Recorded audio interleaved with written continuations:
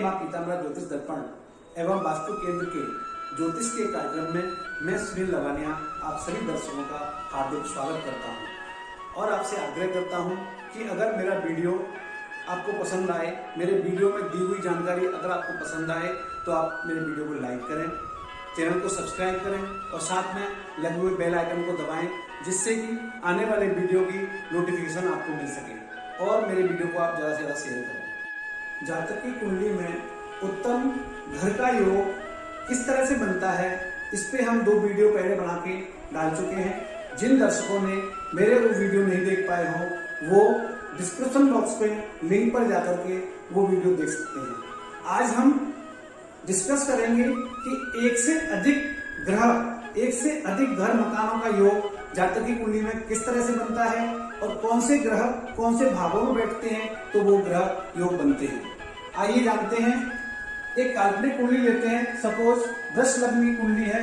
2 number 10 लग्न होता है, 3 नंबर 4, 5, 6, 7, 8, 9, 10, 11, 12, 1। ये 10 लग्न कुंडली है जिसमें 10 लग्न जो है 1 नंबर खाने में है। इसका स्वामी शुक्र होता है। अब देखते हैं कि कौन से ऐसे योग बनते हैं जिनकी वजह से जातक कुंडली में एक से अधिक मकानों का योग बनता है। अगर चतुर्थेश बलवान हो, चतुर्थेश यानी कि चौथे घर का स्वामी, चौथे घर में कौन सी राशि है? 5वीं राशि है, सिंह राशि। 1, 2, 3, 4 ये चौथा घर हुआ। चौथे घर का स्वामी चतुर्थेश कहलाता है। चतुर्थेश यहाँ पे कौन हुए? सूर्य हुए। 5वीं सिंह राशि के स्वामी सूर्य होते हैं।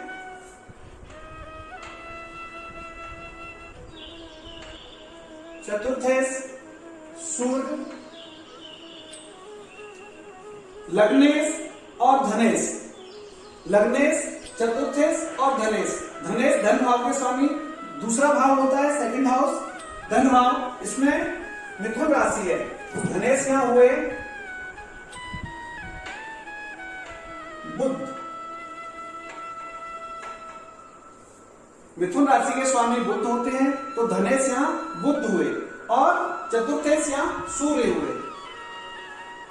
लग्नेश, लग्नेश यहां शुक्र हुए। 2 नंबर स्वामी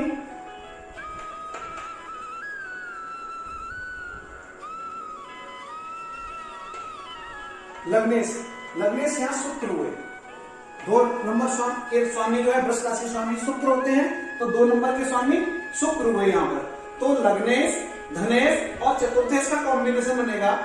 अगर जितने ग्रह चतुर्थेश बलवान होकर, चतुर्थ भाव का स्वामी बलवान होकर, सूर्य जो है यहां पर बलवान होकर, सपोज सूर्य 10 अंश के हैं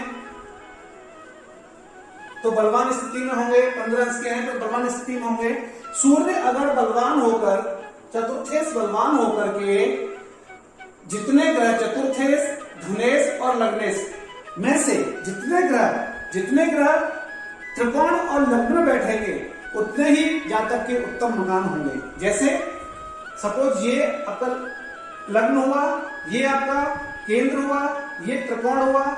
9 नंबर 5 नंबर और 9 नंबर त्रिकोण होते हैं। यहां से आप काउंट करेंगे 1, 2, 3, 4 नंबर केंद्र होता है, 5 नंबर त्रिकोण होता है, 7 नंबर केंद्र होता है, 9 नंबर त्रिकोण होता है, 10 नंबर केंद्र होता है। इस तरह से आप काउंट करेंगे तो आपका केंद्र और त्रिकोण यानी कि 5वां भाव त्रिकोण कौन सा होता है? त्रिकोण होता है 5 नंबर और 9 नंबर। और केंद्र होते हैं हमारे 1, 4, 7 और 10। अगर 1, 4, 7 और 10 तथा 9, 5 और 9 में से लग्नेश, धनेश और चतुर्थेश में जितने ग्रह बैठेंगे, जितने ग्रह उसमें बैठेंगे उतने ही जातक के उत्तम मकान होंगे। जैसे अब यहां पर सपोज सूर्य बैठे हैं, लग्नेश शुक्र भी यहीं बैठे हैं, अगर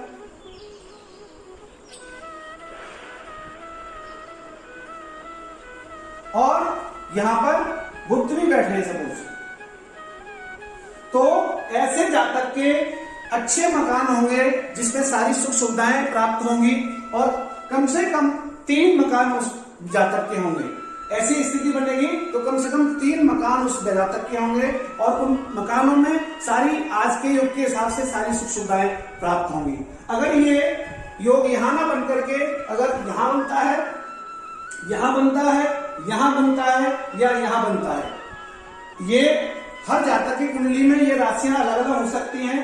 जिन जातक की अपनी कुंडलियों में अगर आप देखेंगे योग तो जो यहाँ पर इस भाव का स्वामी, इस भाव का स्वामी और इस भाव का स्वामी, ये तीनों भाव आपको देखने हैं, फर्स्ट हाउस, सेकंड हाउस और फोर्थ हाउस। इन तीनों भावों के स्वामी आपको अपनी कुंडली के हिसाब से देखने हैं। अगर ये इनके स्वामी जहां जहां बैठेंगे, यहाँ बैठ जाएं, यहाँ बैठ जाएं, यहाँ बैठ जाएं, यहाँ बैठ जाएं, यहाँ बैठ जाएं या यहाँ बैठ जाएं, उसी के हिसाब से आपके मकानों का योग बनता है। अब अगला योग देखते हैं कि जातक की कुंडली में वाहन, मकान और नौकर का योग। ये सारे सुख वाहन, मकान और नौकर का, ये सारे सुख किन योगों के थ्रू, किन योगों की वजह से मिलते हैं, ये हम आज ये डिस्कस करेंगे कि जातक की कुंडली में कौन सा ऐसा योग है जिसकी वजह से ये सारी सुविधाएं मिलती हैं। हम एक कालपुरुष की कुंडली लेते हैं जिसकी मेष राशि कुंडली कालपुरुष की कुंडली है। 1 2 3 4 5 6 7 8 9 10 11 12। इस कालपुरुष की कुंडली में हम देखते हैं कि कौन से भावों के स्वामी हैं जो आपस में जहां बैठते हैं उसके हिसाब से ये सुविधाएं, ये योग बनते हैं। अगर सेकंड हाउस का स्वामी 9th हाउस में और 9th हाउस का स्वामी सेकंड हाउस में अगर इंटरचेंज करके बैठता है तो ऐसे जातक की कुंडली में वो सारी सुविधाएं होती हैं, मकान की सुविधा, नौकर की सुविधा और वाहन की सुविधा। भाग्य भाव का स्वामी, यहाँ भाग्य भाव में 9 नंबर राशि है, 9 नंबर राशि धनु होती है। धनु राशि के स्वामी गुरु होते हैं और सेकंड हाउस में द्वितीय भाव में यहाँ पर वृष राशि है। वृष राशि के स्वामी शुक्र होते हैं। अगर वृष राशि के स्वामी शुक्र 9th हाउस में भाग्य भाव में और भाग्य भाव के स्वामी सेकंड हाउस में बैठ जाते हैं, द्वितीय भाव में बैठ जाते हैं, तो ऐसा योग बनता है कि ऐसे जातक को उत्तम मकान, उत्तम वाहन और उत्तम नौकरों की सर्व सुख प्राप्त होते हैं। अगर यहाँ पर गुरु यहाँ बैठ जाए और शुक्र यहाँ बैठ जाए, आपस में दोनों का राशि परिवर्तन हो गया।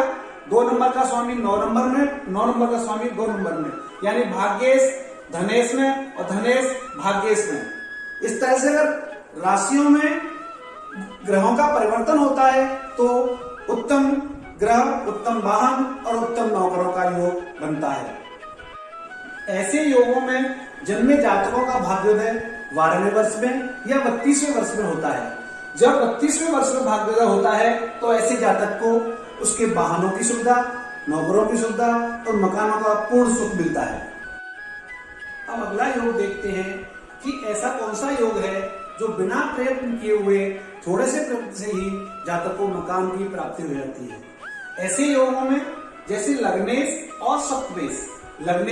लग्नेश यहाँ मेष राशि है तो मेष राशि के स्वामी होते हैं, मेष के स्वामी होते हैं मंगल और सप्तमेश तुला राशि है, इसके स्वामी होते हैं शुक्र।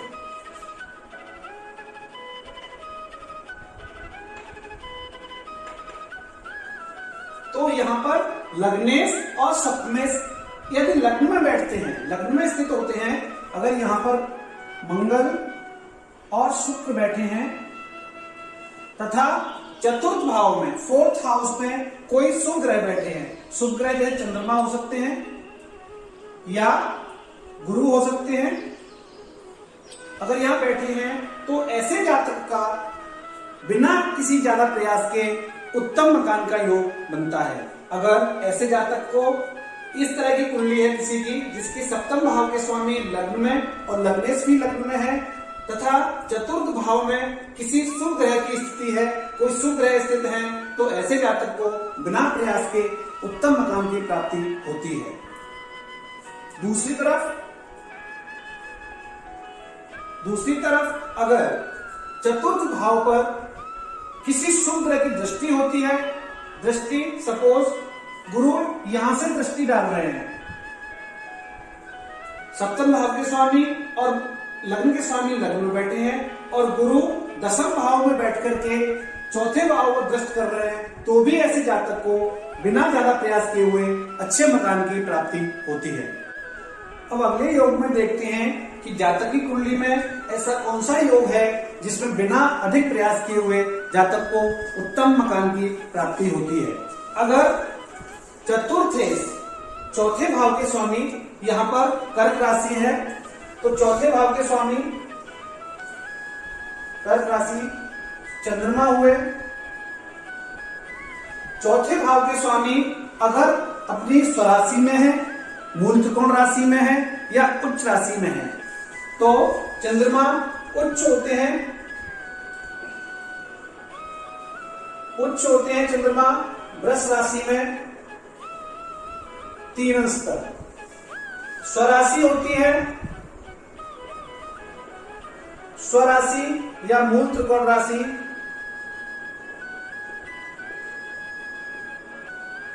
कर्क राशि होती है।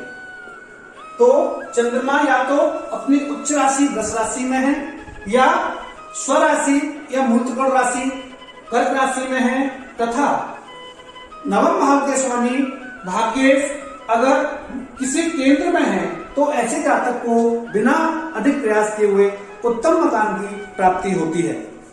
जैसे अगर चंद्रमा यहाँ पर 3 अंश तक के चंद्रमा यहाँ पर 10 राशि में सेकंड हाउस में है और नवम भाव के स्वामी गुरु सप्तम भाव में है या 4th भाव में है या 10th भाव में है या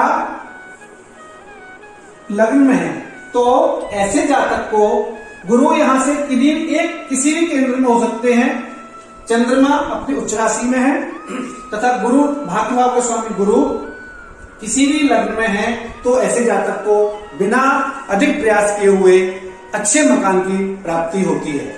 अगर चंद्रमा अपने स्वराशि में है, स्वराशि कर्क राशि में और भाग्य भाव के स्वामी चारों केंद्रों में से किसी भी केंद्र में है, तो ऐसे जातक को भी बिना ज्यादा प्रयास किए हुए अच्छे मकान की प्राप्ति होती है।